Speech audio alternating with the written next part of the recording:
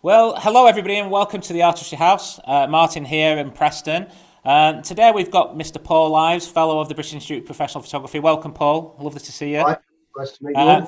For those who don't know, Paul is, as I say, a fellow in a very interesting subject, which is underwater photography, which we're going to be talking to him about today. But also, Paul, you're a commercial photographer, is first and foremost, and you also teach as well at colleges, I know, and get involved in that side as well. So, Absolutely, yeah. I've been a commercial photographer since I left art school in the early '80s. which we have to, which we have to say, Paul, to tip the hats to Blackpool College, um, absolutely. Mm. because there's so many amazing photographers that have come out. I mean, Dr. Mark Hall, who's one of our members, Sean Conboy, who's one of our members. There's so many incredible photographers still to this day working who was with you at Absolutely, Blackpool. yeah. There was a couple of, let's not mention George Logan as well, who is an incredible photographer, a year above me. Sean will know George's work, I'm sure. So yeah, there was a big. It was a huge melting pot of talent, I think, back then, and we had some great tutors as well that really knew how to get the best out of us. And of course, there was that BIPP qualification. It was a qualified course. At the end of the 3 years, you became a member of the BIPP after 3 years of study Yes. on submission of your panel. So, yeah, it was a very, very interesting time and a very different world. It was, and as I say, I met some amazing photographers, and Blackpool still is regarded as one of the best unis or colleges to do photography. So we're going to talk about underwater photography and scuba diving and everything to do with that. So my first question is: do you need to be a scuba diver to do underwater photography? Well, I would say unless you actually got a pair of gills, I think it's a pretty essential thing to be. Yeah, I mean there are people that free dive. I've dived with somebody who could free dive for 5 minutes, without going up for a breath, and takes pictures during that time. Now that's amazing, and that's a huge physical talent. But Yeah. most of us don't have an ability to hold our breath much more than about 30 seconds or even a minute, especially under exertion. So yes, you need to be a scuba diver to be able to take the time underwater to make those considered decisions about picture making underwater. And it's a difficult environment, underwater. You've got to remember it's an alien environment, Yeah. so you need to be safe. There are dangers, there are decompression sickness involved in staying underwater. It's an alien medium. It's 800 times denser than air. It dissipates heat away from your body 25 times quicker than air. So, you need exposure suits. You need to be aware of current, tides, depth, limitations, your own physical abilities, Yeah. as well as being able to take pictures. So, yes, Amazing. you need to be qualified. And the qualification bodies that are out there, I mean, as I told you when we talked about doing this interview, that a long time ago I qualified with PADI, which is probably the largest in the world. But there is, of course, BenSoc, I think, is the other one that you come across in the UK. And is it SCA or Yeah, BZAC, the British BZAC? Tobacco Group. Professionally, you've got PADI, NAUI. You've got to look towards the more professional associations like PADI, as you say, Yeah. the Professional Association of Diving Instructors. I'm an instructor, an open water instructor.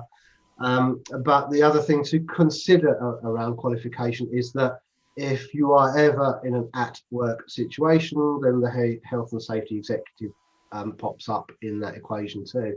Yeah. And I don't really want to get into that, but there Yeah. is an awful lot of legislation around diving at work. And if you ever watch the underwater documentaries on telly, you'll see a huge team of people on the boat, Yeah. diving supervisors, communications, open face, full face helmets with comms, etc., etc.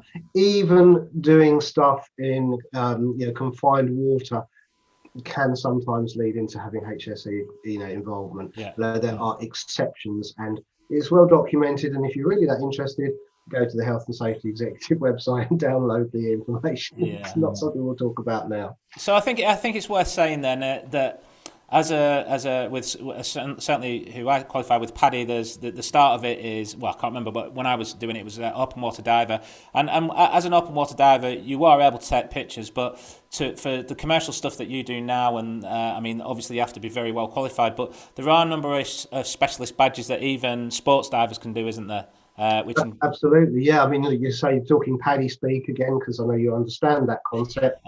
They like to have badges, and they still do underwater photography specialities. which then qualify you towards your next level of qualification, the advanced level in PADI, for example. I've got that ability to do those sort of courses with people, but the people I tend to coach on their underwater photography are people that are a little bit further on, and they start to look towards buying house cameras and wanting to move up a level. So, but yeah, you do get people come to you as a PADI instructor and say, "Can I do my PADI underwater photography speciality?" Because it's an option towards your next level, as opposed to doing a deep dive or a drift dive or a wreck dive. So as PADI like to categorize everything. So yes, there are options to do that, but there are a lot of courses available and a lot of good opportunities for people that want to learn this now. It's a lot easier to get training in underwater photography now than they used to be. So we're going to talk about equipment as well. I mean, some people might think, well, your iPhone's now waterproof. I think something like a meter or something for 25 minutes, but that isn't going to cut the mustard, is it? You do need kind of specialised housing or cameras to do that. Absolutely. I mean, the cameras today are incredibly sophisticated, and we are utilising the latest technology and camera technology, and the housing seem to, the Chinese manufacturers now can design housings within seconds of the new cameras being launched, with their computer technology. But I'd like to do a little throwback here to what I started with. This is a lovely little Nikonus camera, completely manual, and the lens comes off, and you pop it up. Just might want to lift it up a little bit, Paul, so we can't quite. There we are. That's where the film goes, if you remember film, and that's where it goes into this little bit here. Now, there's something that's very, very important here that I have to talk about in underwater photography. That's your rubber O-rings. Okay, now greasing your O-rings was probably the first thing that I was ever taught by a photographer called Lawson Wood, who was the first time I was exposed to photography when I started learning a very, very long time ago. So I'm just going to hold this up. This is the lens off the Nikonus, beautiful little thing. Got depth of field scales that move when you change the aperture for you, because obviously you had to do everything underwater, from estimating distance to exposure. But I'm just going to, I don't know if you can see this, I'm going to just do this. It's a little bit tricky.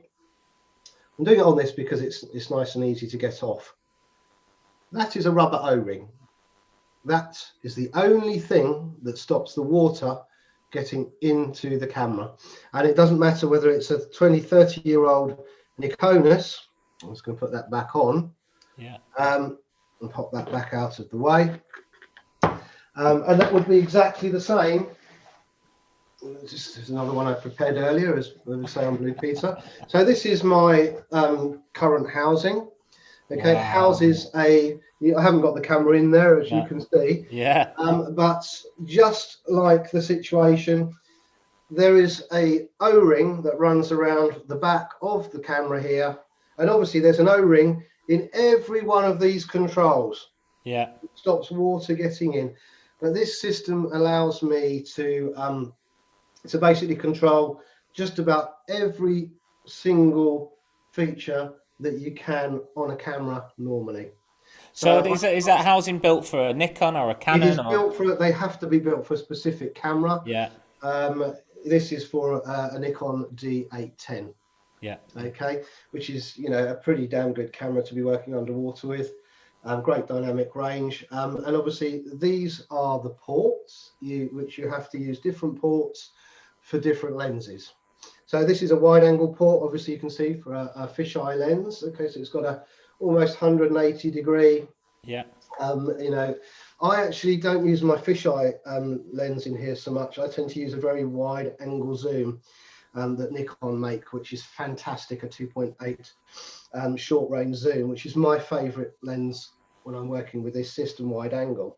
And what do they specify the depth down to with that housing, Paul? What are you surfed down to? They do say these are specified down to 50 meters. Some people have taken them a lot deeper. Recreationally diving, you're not going to be going much deeper than that unless you're a technical diver. And then there are certain housings that are regulated to more than that, to hundreds of meters. So again, if I wanted to, excuse me, popping out of shot. Okay. I've got to unwrap this as my preparation, because it's all stored away because we're not doing a lot of travelling at the moment, are we, Martin? We're not doing any travel, to be honest. So likewise, here we are, and this would swap off the front. This is a macro port, which I would use with a Nikkor, Nikkor 1-to-1 macro lens for those little things in the sea. Yeah. Completely different way of working. So, and again, the other thing to factor into your equipment here is, of course, this huge dome port will hold a lot of air. Yes. This won't. Yes. That is going to change the significance of diving with a piece of kit like this underwater quite significantly. So you will remember back to your PADI training, I'm sure, and probably the biggest thing in your open water training, would have been your buoyancy. Yes. Now, buoyancy is absolutely everything. If you can't control your buoyancy underwater, then you're just going to flail around and you'll be up and down and not even able to keep still. So fine-tuning your buoyancy as a diver and your camera, yes, is just as important. We use little buoyancy aids, little pieces of foam to fine trim the camera. Yeah. So you can have it set in the water so it can be completely neutral or slightly buoyant or slightly negative. So if you actually let go of the camera in the water, yeah, it will either float with you or yes, slightly drop or slightly rise. So I tend to have my system very, very, very slightly positively buoyant. And I'll tell you for why, because if you're diving over deep water and you ever lost your camera and it floated to the bottom, trying to find it again is very hard. And I did have an emergency incident, which I won't go into any depth over, but it was the choice of saving my wife's life or my camera. Tough one. I'll just throw that one out there. My wife had a blowout of her first stage underwater. We were diving on our own off a leatherboard in the middle of the Red Sea. Being an instructor, I was able to jump off the boat before everybody else with my wife. And her first stage blew at about 25 meters. Wow. I had seconds to get to her. I knew that if I unclipped my camera and let go of it, I could deal with her, which I did, luckily. And I stood there, I had hold of her while we were slowly ascending back to the surface, one eye on her, watching my camera, so I knew exactly where it was when we got to the surface. But again, that's a personal preference thing, but I can't reiterate enough that when you're learning to dive and you want to use the cameras underwater, buoyancy. Yeah. You've got to be absolutely at one with the water. Okay, Paul, what we're going to do now is play a video with your fellowship panel, which was in underwater photography. There's some very beautiful images here. So we're just going to run that for now. Just 1 second.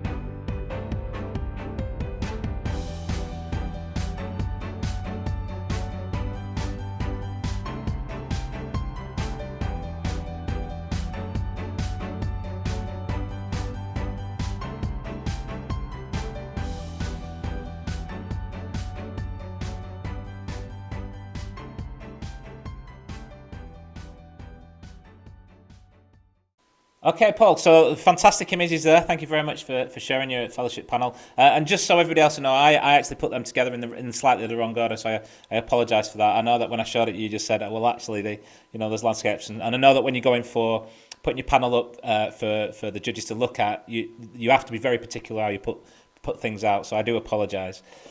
So we just before we showed you the video, we were talking about buoyancy, we were talking about the camera and things like that, and you saving your wife's life over the camera, which still, for me that would have been a slightly different story. But anyway, what I was going to say is that I remember from my days of diving that we're in wetsuits with BCDs on, buoyancy control devices, and one of the images that you were in there in the video was obviously that was a dry suit, so that's slightly a different technique, isn't it, used when you're using dry suits over wetsuits and BCDs? Yeah, I mean, absolutely. I mean, again, we were talking about water dissipating heat away from your body 25 times quicker than you would in air. And obviously, even if you're in warm tropical water, you're going to dive in a wetsuit because as a photographer, you tend to dive lazy. You can't follow big groups and herds. You have to be a bit of a loner, and you dive slowly to look for the opportunities. So you'll even get cold in water that's 32 degrees in tropical climes. So yes, you need a wetsuit, and obviously if you're going to dive in the UK, you're going to dive in cold water conditions. Even places like the Galapagos have cold water currents, so a lot of people will dive in a thick wetsuit or a dry suit in the Galapagos, for example. So exposure is a big thing. Keeping yourself warm, comfortable underwater, that's my dry suit. It's a very good dry suit. And you can dive pretty much year round in the UK in that, if you don't mind getting a numb face. I have to admit, never dove in the UK cold water. I was as a fair weather diver, so places like Australia and Papua New Guinea. But I do remember about thermals though. I remember you could actually see them sometimes as well. You were going to head into cold, and it could be a 10-degree temperature drop, couldn't you, from one thermal to another? And absolutely, they're called thermoclines, and you, as you quite rightly say, you'll see a different texture of water. And you can actually go through into it, and then all of a sudden the water will drop, as you say, 10 degrees. I dive in Spain quite a lot, and it happens a lot there where I dive because there's an underwelling there, and you quite often, even from about 6 meters, and then you'll drop down to 20 meters, and it'll be 15 degrees colder sometimes. Jeez, it can be, ridiculous. That is something. So you obviously have to think and prepare for the conditions that you're diving in as well, and I say that comes back to safety and planning, and of course sticking to the buddy system, which I'm going to say you should stick to having a buddy with you at all times. And if you're working, of course, then you're looking at safety divers and people watching your back and comms on the surface, etc., as well. So, but that's another story. So, I want to talk to you a little bit now about post-production and techniques. So, techniques, you still have the same things, and you've already explained about, it's very much manual, depth of field, focus. And one of the things that I found really interesting in when you were showing some of the images is, and from my experience, the little that I've had of diving, is dealing with colour temperature, because obviously light travels faster through water. You get different much different colour casts, almost cyany blue. Being underwater, and I just wondered how, as a professional underwater diver, with images that are used for commercial use, how you kind of deal with that. Right, so it's a shame we haven't got a few days here, Martin. It's quite a big topic to cover. If you look at the images that you've shown, what I will say is they were taken over a period of about 20 years. And there's a complete difference in technology there, from early film with strobe to twin strobes, modern cameras, and something that we can use called magic filters. So quite rightly, as you say, water is going to take away a lot of your light. A lot of it just hits the surface and reflects off anyway. So, it gets dark, and we also have poor visibility from particulates in the water as well, which can be problematic. Something called backscatter, which you may or may not have heard of, which is basically, if you're using any lighting in the water, if your angle of dangle, to use a technical term, is catching a little bit of sand in the water and reflects straight back into the lens, you get a little white blob on your picture. It looks like dust. It looks like it's photographing dust, doesn't it? Exactly. Photographing dust in a studio would give you a very, very similar effect if you're using a very hard light source. And that's very, very much the same underwater. But you'll notice that when I was showing the equipment earlier, I showed you a wide angle port and a macro port. So here's the secret to taking pictures underwater: get rid of the water.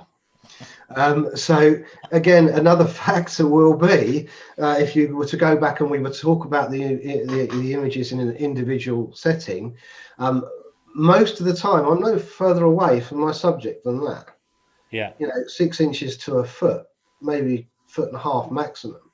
And that's because with a wide angle lens, we use something called close focus wide angle technique. So we get very, very close to the subject. So we have control over what strobes we're using, the amount of strobe we want to fill in the ambient light that's still left under the water with. Yeah. And quite rightly say, we're taking daylight down into the water with us.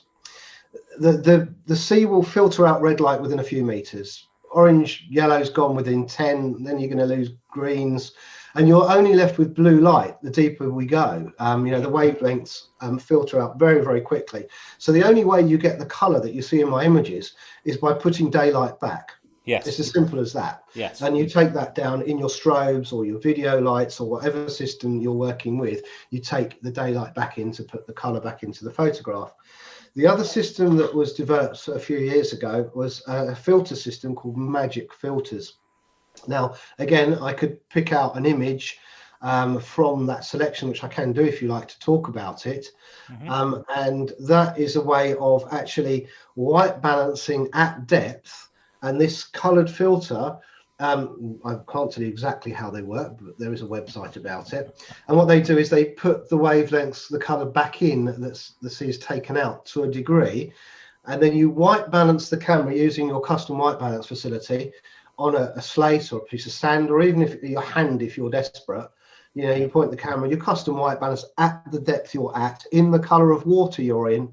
And it will give you a pretty good rendition when you go into post-production and you go into Photoshop and you find a neutral area to color pick to make a gray. You will find it balances the color out well. Now, strobes will fall off, as we know, inverse square law, double the distance, quarter the intensity, blah, blah, blah, blah. You're gonna, that light is dropping off very quickly. But when you're able to utilize the whole of the ambient light in a scene and color correct it, it gives you much more depth to the picture.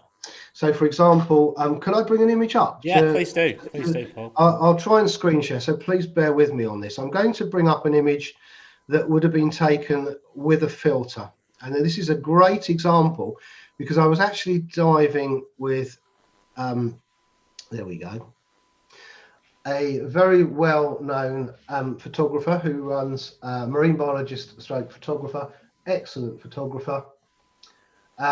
And he was tasked with doing a lot of marketing of these filters and testing them out when they were first launched. So I'm going to share my screen with you now. Okay, and here we are. So can you see that now, Martin? Can, Paul, yes. Yeah, beautiful. Right. Coral So shot by the looks this of is a very, very famous wreck in the Red Sea. Now, I think it's the Kinetic. So it's very, very long. Okay. Now, the tip of the wreck, the front of that wreck there, which is a very, very old wreck, covered in coral. Although there's not a huge amount of color there, it's not bursting with color. There is color there, and you can clearly see the browns and the yellows and the blues. Probably for the first 3, 4, 5 meters. If I put my cursor on there, from the front of the wreck to this part here, it's probably a good 7, 8, 9, 10 meters.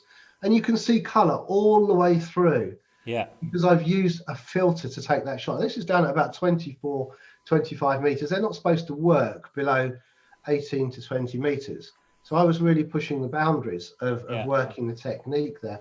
And it gives you this lovely perspective. Now, if I find something that's lit with a strobe, you will say, okay, this is, okay, let's pull up my favorite image, which will always live with me for a very, very long time. Beautiful image, yeah.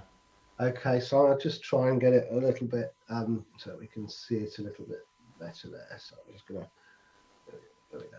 So this was taken on film. Not digitally, couldn't use the filters back then. About 15 meters of water, Yolanda Reef, Red Sea, working on a ship with the guy who was filming for the Blue Planet, Peter Scoons, for the BBC. Fantastic opportunity. I was diving with the producer, Martha Holmes, on this particular dive. We'd separated, as you tend to do, and I found this beautiful turtle. Now, I'm within a foot of that turtle, probably less, because I'm using a fisheye lens. So if anyone's used a fisheye lens, you are completely aware of how close you can get and the depth of field that you can achieve with it. So literally within inches of it, I've got one strobe, which was actually a housed Nikon flash unit that I worked with, a suitable housing back in those days. And you can see that I've lit the turtle with a little lick of flash, and there's a bit of color there. But the moment that the flash has fallen away, you're back to the blue. Yeah. So, so within, a foot, I've lost all of the ability to retain color. A few of the little antheas swimming around near the turtle have picked up a bit of color, but everything else just fades to blue. So I think that gives you an idea of the two different techniques. Yeah. While I've got that up, I'm just going to pull up two more images,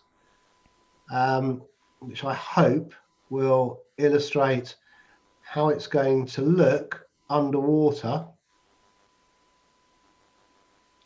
Can you see that clearly, Martin? Can, yeah. Lovely, The wreck, the back of a wreck. So that is the wreck of the Giannis D. Very famous wreck in the Red Sea again. And if you were to take a picture without any kind of adjustment strobe, obviously I'm still quite close to that wreck. It's very deceiving because I'm using such a wide angle lens. I'm just a couple of feet off the back of the wreck. And by using a filter on the right hand side, I'm able to almost keep the color all the way through the wreck. Yeah.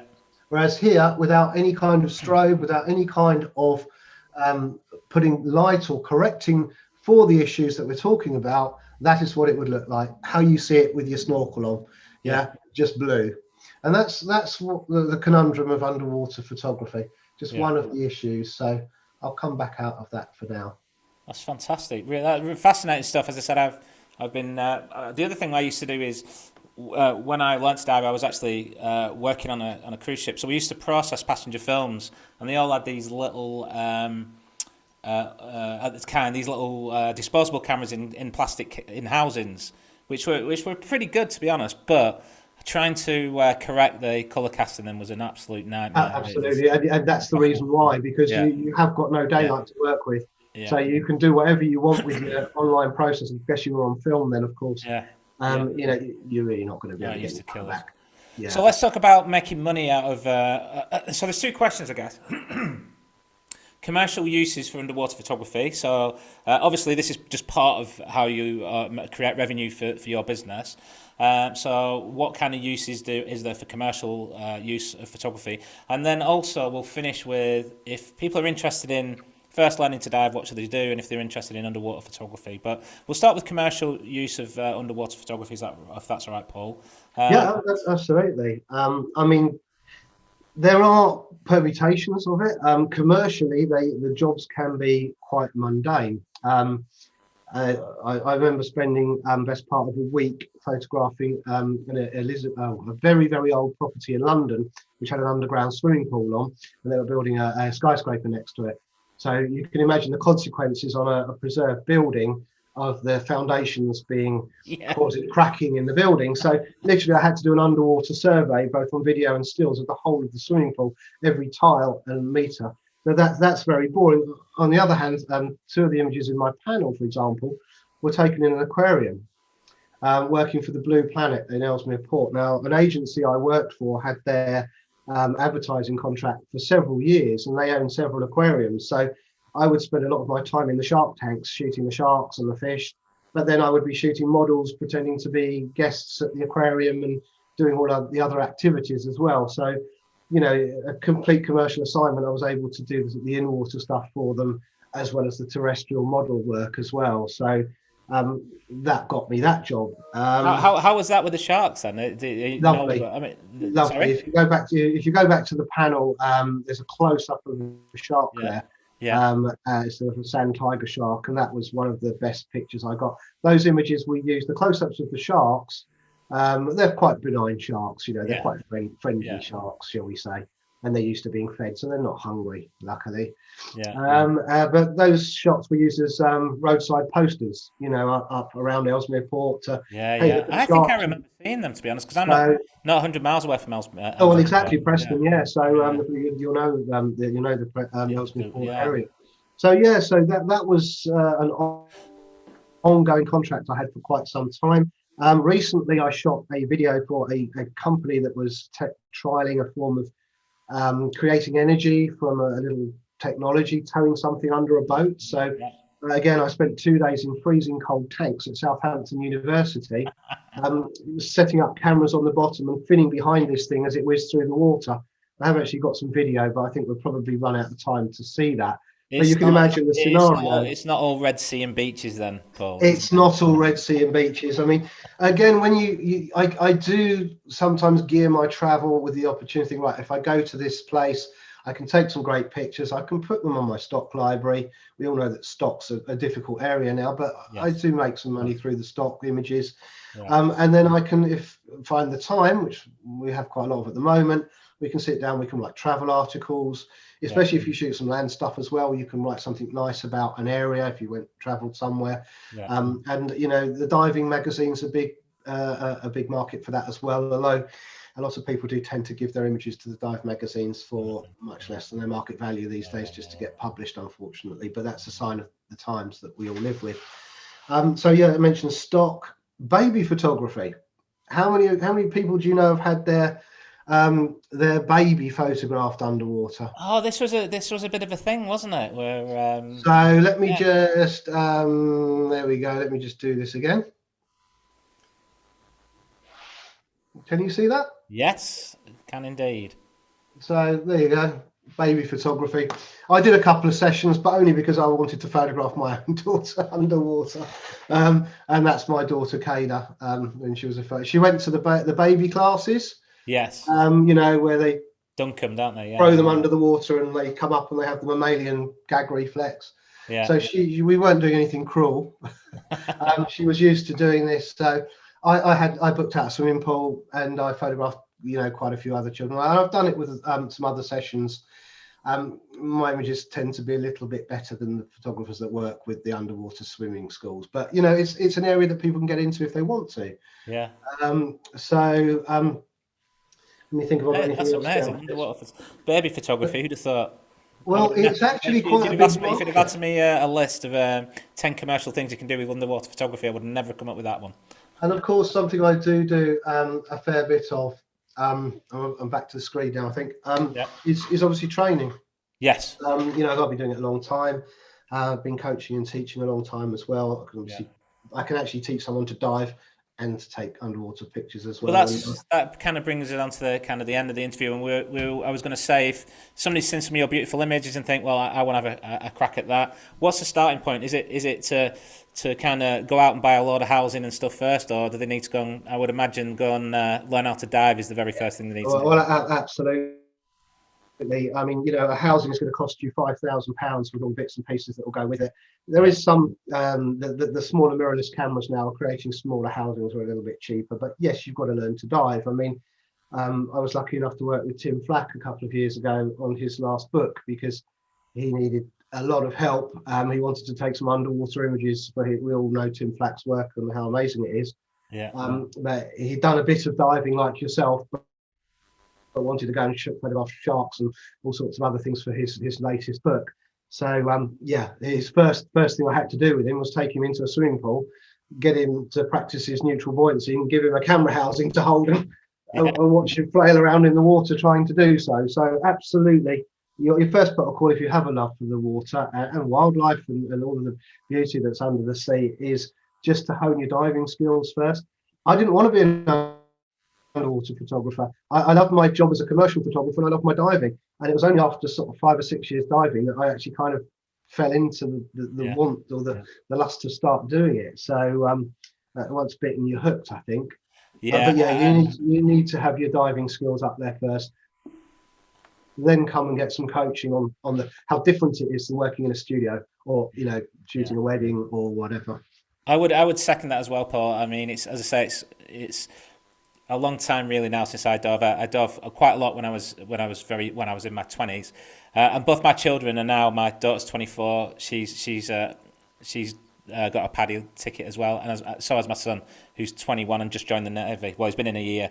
So just to kind of reinforce everything you said, it's one of the best things I ever learned to do in my life, and I've done a lot of things when I've travelled a lot. It's just amazing and an amazing experience, and there's nothing else like it, being weightless underwater, and it really is.